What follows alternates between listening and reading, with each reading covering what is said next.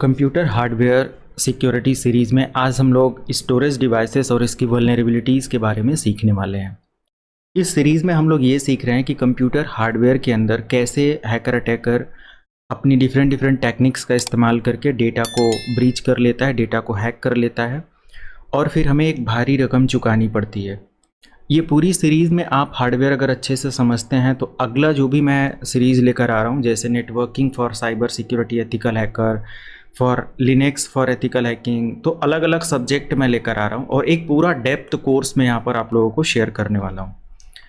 तो जो 5 number chapter है इसमें हम लोग डिस्कस करेंगे आज स्टोरेज डिवाइसेस के बारे में, जहाँ पर स्टोरेज के डिफरेंट एल्गोरिदम को हम लोग समझेंगे और ये समझेंगे कि जो भी हमारा स्टोरेज है ये किस तरीके से हम सिक्योर कर सकते हैं ताकि हमारी जो भी इंफॉर्मेशन है वो लॉन्ग समय के लिए सिक्योर एंड सेफ रहे। तो सबसे पहले यहाँ पर बात करते हैं इंट्रोडक्शन टू स्टोरेज। तो अगर स्टोरेज की हम लोग बात करें सिंपल, तो स्टोरेज एक ऐसी डिवाइस है जिसके अंदर यूज़र अपने डेटा को स्टोर करता है, चाहे वो पर्सनल डॉक्यूमेंट, फाइल, गाने, मूवी या फिर किसी भी तरीके का इन्फॉर्मेशन है, फुटेज है, वीडियोज़ है, किसी भी तरीके का। तो जो भी हमारा स्टोरेज होता है उसके अंदर डेटा स्टोर किया जाता है या इन्फॉर्मेशन को स्टोर किया जाता है। और जब भी हमें ज़रूरत होती है तो हम डेटा को स्टोर भी करते हैं, डिलीट भी करते हैं, मीन्स हर तरीके से उसका बैकअप भी बना सकते हैं और डिफरेंट टाइप से स्टोरेज को यूज़ करते हैं। बात करते हैं अगर टाइप्स ऑफ स्टोरेज की हम लोग यहाँ पर बात करें तो हमारे पास डिफरेंट टाइप्स के स्टोरेज देखने को मिल जाएंगे आज। अगर आज देखा जाए हार्ड डिस्क, जो कि अगर आप 7200 RPM रोटेशनल पर मिनट या रोटेशन पर मिनट आप लेते हो तो एक अच्छी डिस्क आपको मिल जाती है। और हार्ड डिस्क एक्चुअली एक पुराना टेक्नोलॉजी हो चुका है, तो कहीं ना कहीं अगर हम लोग देखें तो ये उतना यूज़फुल नहीं है प्राइमरी यूज़र के लिए या हैवी यूज़र के लिए। पूरी डीप नॉलेज रखते हैं, इसको पूरा एनालिसिस करते हैं। आ जाता हूँ यहाँ पर गूगल पर और मैं यहाँ पर सर्च करता हूँ HDD 1 TB। आप 2 TB, 4 TB, 8 TB ऐसे कुछ भी ले सकते हो। तो अगर मैं अमेज़ॉन पर आ जाऊँ तो 1 TB का हार्ड डिस्क यहाँ पर मिल जाएगा। ये सब एक्सटर्नल स्टोरेज हैं। अगर हम लोग इंटरनल HDD की बात करें तो ये हमारे पास मिल जाता है, जो कि 2 TB का 4500 रुपये का आपको मिल जाएगा। तो अगर इसका देखा जाए तो 7200 RPM या फिर 5000 से लेकर ऐसे RPM मिल जाता है। और एग्जैक्टली अगर आप इसमें देखेंगे तो जो आप डेटा रखते हो काफ़ी स्लो होता है, क्योंकि काफ़ी पुरानी डिस्क हो चुकी है।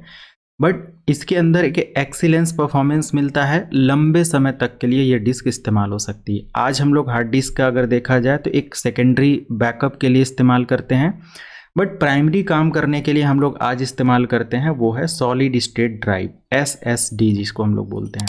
ये काफ़ी पावरफुल स्टोरेज डिवाइस होता है SSD, जिसके अंदर आप देखेंगे तो हार्ड डिस्क से मोर देन 10 टाइम फास्टर आपको डेटा स्टोरेज मिल जाता है।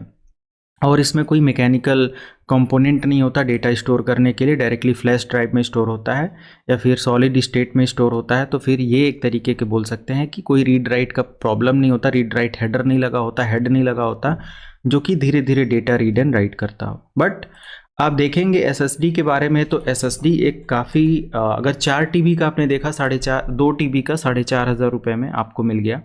बट 1 TB की हार्ड डिस्क अगर आप देखेंगे तो 6000 रुपये की मिल रही है। मतलब कि अगर 10 गुना से ज़्यादा स्पीड बेटर है SSD की, तो कहीं ना कहीं 10 गुना या approx more than 4 to 5 time ज़्यादा प्राइस भी लगता है।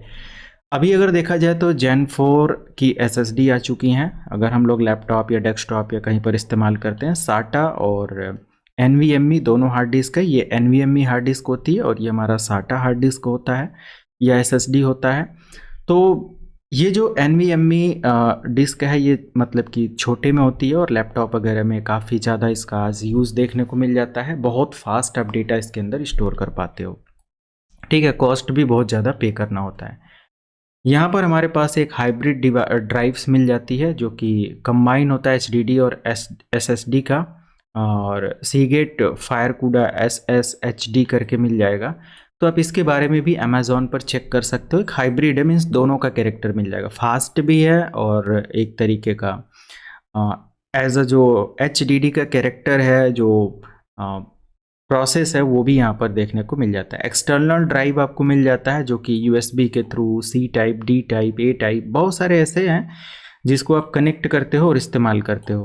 तो आपने यहाँ पर अभी जो डिस्क देखा था स्टार्टिंग में, जो हम लोगों ने यहाँ पर ओपन किया था, so these are the external, है ना, पासपोर्ट साइज और ये सब बोल सकते हैं, एक्सटर्नल हार्ड डिस्क हैं जो डेटा स्टोर करने के लिए इस्तेमाल किया जाता है। मेरे पास देखा जाए तो मैंने 3-4 हार्ड डिस्क अवेलेबल कर रखा है अपने लिए, और कोई 2 TB का, कोई 1 TB का। और मुझे एक्सटर्नल अगर देखा जाए, मैं जस्ट एक ओपिनियन आपको शेयर कर रहा हूँ, और आज तक की मेरे सबसे पावरफुल एंड फास्टेस्ट SSD जो रहा है वो T7 सैमसंग की SSD रही है। और चूँकि ये कॉस्ट में थोड़ा सा ज़्यादा है, काफ़ी हैवी चार्ज इसका पे करना होता है, ये वाला मैंने ले रखा है 1 TB का।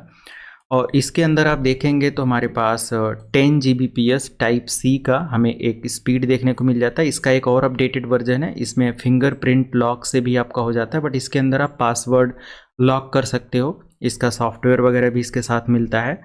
तो बहुत ही आसानी से आप एक एडवांस स्टोरेज एज एक्सटर्नल इस्तेमाल कर सकते हो। तो मैं जितनी भी SSD आज तक इस्तेमाल किया, मेरे पास काफ़ी एक्सपीरियंस है डिफरेंट टाइप्स के स्टोरेज को लेकर।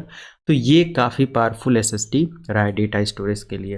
हालांकि हम लोग अभी ये भी देखेंगे कि as a security point of view कौन सा स्टोरेज हमें इस्तेमाल करना चाहिए।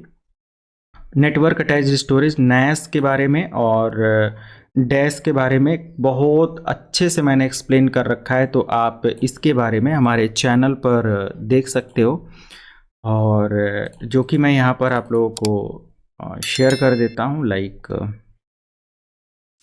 मेरे चैनल पर आप आ जाएंगे यहाँ पर, और यहाँ पर आप देख सकते हो कि मैंने वीडियो सेक्शन पे काफ़ी डिटेल में आप लोगों को सैन और NAS के बारे में, आई थिंक 2 घंटे 2.5 घंटे का लेक्चर है, आप इसके बारे में पढ़ सकते हो। और बहुत ही प्रैक्टिकल वे में मैंने इसको समझाया हुआ है, इंडस्ट्री लेवल पर कैसे काम करता है ये समझाया हुआ है, तो आप इसको ज़रूर देख सकते हैं। तो ये काफ़ी पावरफुल डिवाइसेस होती हैं। ओवरऑल कहीं से भी इंटरनेट का इस्तेमाल करके इसके अंदर आप डेटा अपलोड कर सकते हो, और घर पर इसको लाइव रख सकते हो, आप ऑफिस में इसको लाइव रख सकते हो। ठीक है, ये सारी चीज़ें। डेटा स्टोरेज के फंक्शन की अगर हम लोग बात करें, so there are multiple function for data storage. Data को स्टोर करना सबसे पहला इसका वो है, डेटा को जब चाहे तब हम स्टोर कर सकते हैं, कॉपी पेस्ट डिलीट। ठीक है, यूजर जैसा चाहे वैसा डेटा के साथ बिहेव कर सकता है। डेटा रिट्रीवल, जो भी हमारा डेटा होता है ना, वो एग्जैक्टली हम क्विक एक्सेस कर लेते हैं। फॉर एग्जाम्पल, अगर आप एक स्टोरेज पेन ड्राइव या कुछ ऐसा नहीं होता और आपको फुटेज लेकर घूमना होता, तो आप क्या करते, आप उसका एल्बम बनवाते लेकर घूमते। ऐसे स्टोरेज हो जाने से मेमोरी कार्ड हो, मल्टीमीडिया कार्ड हो, या फिर पेन ड्राइव हो, या फिर आपकी हार्ड डिस्क हो, उसमें आप हज़ारों लाखों फ़ोटो स्टोर कर लेते हो, और जहाँ ज़रूरत होती है वहाँ आप किसी भी कंप्यूटर पर कनेक्ट करके उस डिजिटल डेटा का इस्तेमाल कर सकते हो और काम कर सकते हो। तो ये सारी चीज़ें हैं। अगर हम देखें तो SSD का सबसे फास्ट स्पीड मिल जाता है, और उसके लोअर में अगर आप देखेंगे तो इसका GHDD जैसी डिवाइसेस आपको मिल जाती हैं। तो ये एक काफ़ी पावरफुल डिवाइस कंपोनेंट आपको देखने को मिलता है। अब बहुत सारे ऐसे वल्नरेबिलिटीज़ होते हैं जो कि हमें समझना है। देखो, स्टोरेज के बारे में सबको पता है स्टोरेज क्या है। अगर आपको स्टोरेज से रिलेटेड कोई हार्डवेयर लेवल की नॉलेज और ज़्यादा चाहिए तो कमेंट सेक्शन में मुझे बताना। बट मैं एक ओवरव्यू आपको दे दूं कि ये स्टोरेज एक्सटर्नल के लिए T7 SSD है, ये दोनों सेम कंपनी की हैं, सब कुछ ओके है। इसमें से एक्सटर्नल के लिए आप जा सकते हो। मैं रिकमेंड इन सब डिस्क को भी कर सकता हूँ, बट अगर आपका बजट अच्छा है तो आप थोड़ा सा और बढ़िया सा जा सकते हो। 5 TB का एक्सटर्नल यहाँ पर आपको मिल जाता है, बट ये अकेले में उतने प्राइस का मिलता है। ठीक है, बैकअप के लिए अगर आपको इस्तेमाल करना है, प्राइमरी डेटा नहीं रखना है, ऑपरेटिंग सिस्टम को यूज़ करने के लिए SSD ले लो, और एक्सटर्नल डिस्क के लिए आप HDD ले लो, जो कि आपके पास अलग अलग हार्ड डिस्क स्टोरेज मिल जाते हैं। अभी मैंने जस्ट ओपन किया था HDD 1 TB। ठीक है, ऐसे मैंने जस्ट लिखा और हमारे पास आजा भाई, किधर है,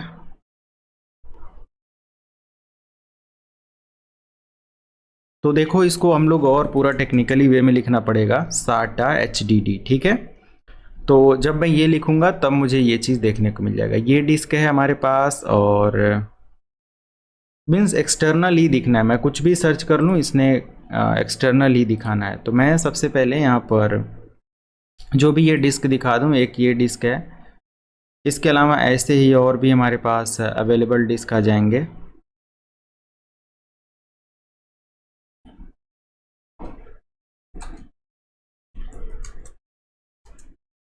SATA HDD 4 TB। तो ये सब डिस्क हमारे पास अवेलेबल हो जाती हैं। 9000, 10,000 बारकूडा, WP पर्पल, ये सब मिल जाते हैं। अलग अलग कलर के अकॉर्डिंग अलग अलग इनका कैरेक्टरिस्टिक्स भी होता है, तो वो सारी चीज़ें आप इधर समझ सकते हैं, जान सकते हैं। बट इनके अंदर जो भी वल्नरेबिलिटीज़ होती है, जो भी स्टोरेज होते हैं, वो मैं बताता हूँ। तो ये एज अ सेकेंडरी पर्पज़ से आप इस्तेमाल कर लेना। ये जो आपको मिलेगा सेकेंडरी पर्पज़ से, जो SSD वगैरह है वो आप मेन OS उसके अंदर डालो और सारा जो हैवी काम है SSD के अंदर करो, चाहे वो वीडियो एडिटिंग हो, हैवी प्रोडक्टिविटी हो, कुछ भी ऐसे। डेटा करप्शन बहुत एक आम बात है। जो भी हमारे SSDs होते हैं या फिर हार्ड डिस्क होते हैं, डेटा करप्ट हो गया, पेन ड्राइव करप्ट हो गया, रीड राइट प्रोटेक्शन लग गया, बहुत सारे प्रॉब्लम्स आती हैं। तो ऐसे प्रॉब्लम से बचने के लिए हमेशा आप डेटा करप्ट हो जाए, मतलब कि डिस्क करप्ट हो जाए, स्टोरेज प्रॉब्लम हो जाए, तो ऐसे करप्शन से बचने के लिए, हार्डवेयर फेलियर से बचने के लिए हमारे पास एक डिस्क का एक अलग डिस्क होना चाहिए जिसमें बैकअप रखें। जैसे आपने 1 TB का डिस्क ले लिया, इंटरनल लैपटॉप में आप इस्तेमाल कर रहे हो, एक अलग 1 TB 2 TB ले लो आप, ताकि आपका data life time safe and secure रहे। बहुत से ऐसे होते हैं जिनको डेटा की कोई वैल्यू नहीं होती है, कोई ज़रूरत नहीं है उनके लिए बैकअप का, बट ऑफिशियली या फिर आप बिजनेस पर्पज से अपना डेटा रख रहे हो, तो हमेशा एक सेकेंडरी बैकअप बना कर रखो। तो आप डेटा करप्शन, ये एक वल्नरेबिलिटी है, फिजिकल वल्नरेबिलिटी की अगर हम लोग बात करें। फिजिकल डैमेज, हार्ड डिस्क वगैरह गिरने से भी प्रॉब्लम आ जाती है, तो हमेशा कोशिश करें कि डिस्क वगैरह फिजिकली उसको डैमेज ना हो, तो उसको सेफ एंड सिक्योर रखें। बहुत ऐसे चांसेस होते हैं मैलवेयर अटैक के, और मैलवेयर अटैक एक ऐसा प्रोसेस है जिसमें हमारा जो डिस्क है वो पूरी तरीके से अपने डेटा को लॉस कर देता है, क्योंकि बहुत बुरी तरीके से मैलवेयर या वायरस हमारे डिस्क के डेटा को इन्फेक्ट करता है। बहुत से ऐसे वायरस हैं जो कि हम लोग बहुत डीप में डिस्कस करेंगे वायरस के बारे में, वायरस बनाना भी सीखेंगे। तो हम लोग यहाँ पर ये देखते हैं कि जो भी हमारा डेटा इन्फेक्शन होता है वायरस के थ्रू, वो कभी कभी डेटा ओपन नहीं होता, कभी लॉक हो जाता है, कभी हमारा डेटा लॉक होने के बाद देखा जाए तो एक इंक्रिप्शन की मांगता है, डिक्रिप्शन की मांगता है, कभी कभी वही डेटा अगर देखा जाए तो रेप्लिकेट होना स्टार्ट हो जाता है, एक फाइल की मल्टीपल कॉपी बनना स्टार्ट हो जाता है और ओपन कोई भी नहीं होता। ये सब हमारे एन्क्रिप्शन मेथड या मैलवेयर अटैक के कारण होता है। अनऑथोराइज एक्सेस, आपका डेटा अनऑथोराइज एक्सेस ना हो, इसके लिए आप चाहो तो अपने डेटा का या डिस्क का एक एन्क्रिप्शन इनेबल कर सकते हो। बिट लॉकर सिक्योरिटी इनेबल कर सकते हो, जिसके थ्रू आप डेटा या डिस्क को लॉक कर सकते हो, ड्राइव को लॉक कर सकते हो। या फिर NAS डिवाइस वगैरह लेकर आप चाहो तो कि आप मान लिया USA में हो, किसी क्लाइंट के साथ काम कर रहे हो और आपने एक NAS लगा रखा है इंडिया में अपने ऑफिस में, तो आप USA से जो भी डेटा है वो अपने इंडिया में रख सकते हो। ऐसा काम है, जैसे गूगल ड्राइव, ठीक है। तो ये सब क्या है कि आपका फिजिकल लॉस नहीं है। अगर आपका कोई पर्स, लैपटॉप, कोई भी ऐसा चोरी भी हो जाता है, तो ऐसा नहीं है कि आपको वरीड होना है, your data will be safe, okay. तो ये बहुत ही अच्छे प्रोसेस हैं एज अ बिजनेस पर्पज से डेटा स्टोर करने के और यूज़ करने के। देखो, ओवरकम करना है अगर स्टोरेज डिवाइसेस की वल्नरेबिलिटी को, तो ये एक बहुत बड़ा पार्ट है ओवरकम करना या फिर एक रिड्यूस करना है ऐसी वल्नरेबिलिटीज़ को। तो मैंने साथ में बता ही दिया कि आप रेगुलर बैकअप लो, पहले बात, ताकि आपका डेटा कभी करप्ट भी हो जाए या डेटा लॉस हो जाए, किसी भी रीजन बस गलती से डिलीट हो जाए, तो भी आप डेटा को रिकवर कर लो। इनक्रिप्शन बहुत अच्छा मेथड है, जिसमें आप बिट लॉकर इनक्रिप्शन वगैरह इस्तेमाल कर सकते हो। जिनको बिट लॉकर नहीं आता कमेंट सेक्शन में बताना, मैं पूरा डेप्थ इसका चैप्टर बना दूंगा, ठीक है, कि कैसे काम करना है। ये अगला वीडियो में बिट लॉकर पर बना ही दूंगा, मैं इसको मेंशन कर लेता हूँ यहाँ पर। जस्ट मैं यहाँ पर क्रिएट कर देता हूँ, like how to set up BitLocker in depth, ठीक है। अगले वीडियो में मैं इसको कवर कर लूँगा, so don't worry about bit locker, पूरी सिक्योरिटी मैं यहाँ पर समझा दूंगा। तो बिट लॉकर इस्तेमाल किया जा सकता है। एंटीवायरस वगैरह हमेशा इस्तेमाल करें, क्योंकि एंटीवायरस इस्तेमाल करने से जो भी हमारा डेटा है ये सेफ एंड सिक्योर रहता है, कोई भी मैलवेयर अटैक नहीं होता, एग्जीक्यूट नहीं होने पाता, तो हमारा डेटा जो भी उसके अंदर स्टोर हो रहा है, काम हो रहा है, वो प्रॉपर काम करता है। और मैलवेयर को रिमूव करने के लिए भी हमारा एंटीवायरस काफ़ी अच्छा होता है, वायरस को भगाने के लिए ये काफ़ी अच्छा एंटीवायरस होते हैं। बात करते अगर विंडोज़ के अंदर, तो डिफेंडर एक खुद में बहुत पावरफुल एंटीवायरस का काम करता है, शील्ड का काम करता है। बट क्या हमें एक एंटीवायरस बाई करना चाहिए, ये भी हम लोग यहाँ पर एक पॉइंट ऑफ व्यू से देख लेते हैं कि लाइक एंटीवायरस है ना, सेशन, एक प्रॉपर एंटीवायरस पर मैं सेशन लेकर आ जाऊंगा। और जिसके थ्रू हम लोग ये देखेंगे कि एक एंटीवायरस का क्या यूज़फुल होता है और एंटीवायरस कैसे काम करता है। क्या हमें पेड एंटीवायरस लेना चाहिए या बिट डिफेंडर अगर विंडोज़ इस्तेमाल करते हैं तो हमारे लिए एनफ है। इस पर मैं एक वीडियो डाल दूंगा, ठीक है। तो आप लोग तो क्वेश्चन करते नहीं हो इस तरीके के जेन्युइन क्वेश्चन, मुझे खुद ही अब करना पड़ रहा है, क्योंकि लगभग मैं इससे पहले जो चार चैप्टर मैंने कवर किया है उसमें आप लोगों ने कोई क्वेश्चन नहीं जेन्युइन किया है। बस थोड़ा अच्छा लगा कि बहुत सारे लोगों का कमेंट आता है, बट कोई टेक्निकल या ऐसे थोड़ा सा मतलब अपने आप को डेवलप करने की कोशिश करें आप लोग, राइट। तो ये सब हो गया। फिजिकल सिक्योरिटी हमेशा ध्यान रखें कि एक प्रॉपर, अगर एक्सटर्नल ड्राइव है तो एक केस के अंदर रखें, एक प्रॉपर उसका बॉक्स आता है ना, जिसके अंदर फोम वगैरह या लगा होता है, अच्छा सॉलिड बॉक्स होता है, गिरने से कोई प्रॉब्लम नहीं होगी। तो ये सारी चीज़ें हैं। दूसरी चीज़ अगर हम लोग देखें यहाँ पर तो best practices for storage devices to maintain storage device for long time. तो इसके लिए रेगुलर डीफ्रेगमेंटेशन आपको करना चाहिए। अब डीफ्रेगमेंटेशन क्या है, चलो हम लोग यहाँ पर स्टोरेज में आ जाते हैं और डिस्क स्टोरेज हम इस तरीके से यहाँ पर ओपन करते हैं, ठीक है। और यहाँ पर आप देख सकते हो कि हमारे पास ये स्टोरेज है। अगर हम स्टोरेज सेंस, पहली बात तो देखो स्टोरेज से रिलेटेड एक पॉइंट मैं यहाँ पर बता रहा हूँ, स्टोरेज सेंस को आप ऑन करके रखो। इससे क्या होगा कि जो भी अनवांटेड फाइल होगी ना, यहाँ पर देखो automatically free up space, delete temporary files, और जो भी हमारा लोकल अनवांटेड फाइल है, बैकअप की फाइल है जो अनवांटेड है, प्रीवियस बैकअप है, कोई अपडेट की फाइल है, वो सब यहाँ से रिमूव होता रहेगा बहुत अच्छे से। ये सेंस को ऑन करके रखो। इस पर क्लिक करके जस्ट आप इसको टर्न ऑन कर लेंगे और बाकी कितने दिनों पर ये डिलीट करे ये सब आप देख सकते हो। यहाँ से मैनुअली चेक कर सकते हो, आपका सिस्टम मक्खन की तरह चलेगा। अगर कोई लैग भी हो रहा होगा ना, बहुत बढ़िया सा चलना स्टार्ट हो जाएगा। टेम्परेरी फाइल को यहाँ से आकर आप यहाँ से रिमूव कर दो, जो भी टेम्परेरी फाइल है। डाउनलोड को आप अनचेक कर दो, क्योंकि डाउनलोड में बहुत सारा डेटा होता है। थंबनेल, टेम्परेरी फाइल, यहाँ पर देख सकते हो ना बहुत सारे और डेटा हैं। आप इसको क्या कर सकते हो, यहाँ से डिलीट कर सकते हो। इससे थोड़ा हमारा सिस्टम स्लो भी होगा और फास्ट भी होगा। स्टार्टिंग में थोड़ा सा फील होगा लैग का, बट रिफ्रेश के साथ ये अच्छे से काम करना स्टार्ट कर देगा। तो ये चीज़ आप यहाँ से कर सकते हो, ओके।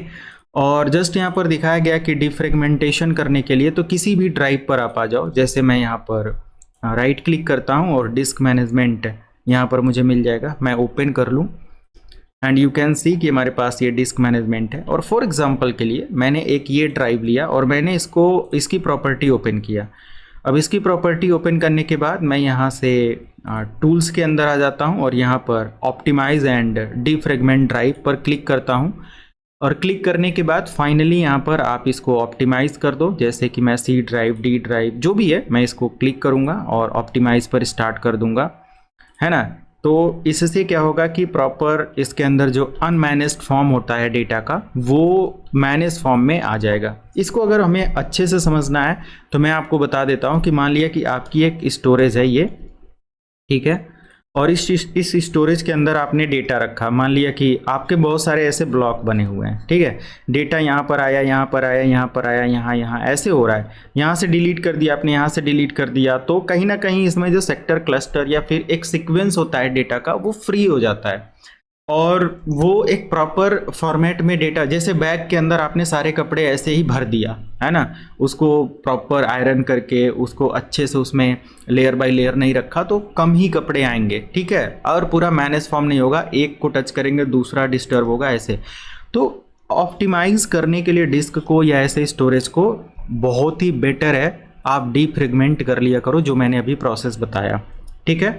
फर्मवेयर वगैरह अपडेट रखें अपने सिस्टम का, अपने कंप्यूटर का। फर्मवेयर वगैरह जिस भी कंपनी का आप इस्तेमाल कर रहे हो सिस्टम, उसका जो हेल्प असिस्टेंस के लिए एक पर्टिकुलर सॉफ्टवेयर, जैसे मैं HP अगर अभी इस्तेमाल कर रहा हूँ तो मैं यहाँ पर सर्च कर सकता हूँ लाइक HP सपोर्ट, ठीक है। और HP सपोर्ट पर मैं क्लिक करके इसका फर्मवेयर अपडेट, इसका जो भी अपडेट वगैरह वो मुझे मिलता रहेगा। टेम्परेचर मॉनिटरिंग, स्टोरेज का टेम्परेचर, जैसे करंटली अगर मैं देखूं यहाँ पर, जैसे मेरा जो फ्लोर है जहाँ पर मैं हूँ वो टॉप फ्लोर है अभी, ठीक है। यहाँ पर अगर देखा जाए टेम्परेचर जब हॉट समर का ऐसा होता है तो 40 डिग्री, 45 डिग्री, है ना, ऐसे 44 डिग्री, 43 डिग्री ऐसे होता है। उस सिस्टम पर, उस कंडीशन में अगर आपने सिस्टम को रन कर दिया तो मेक श्योर कि वो डेड होना ही होना है, ठीक है। बहुत ही रेयरली ऐसा है कि हैवी टास्क के बाद वो बचे।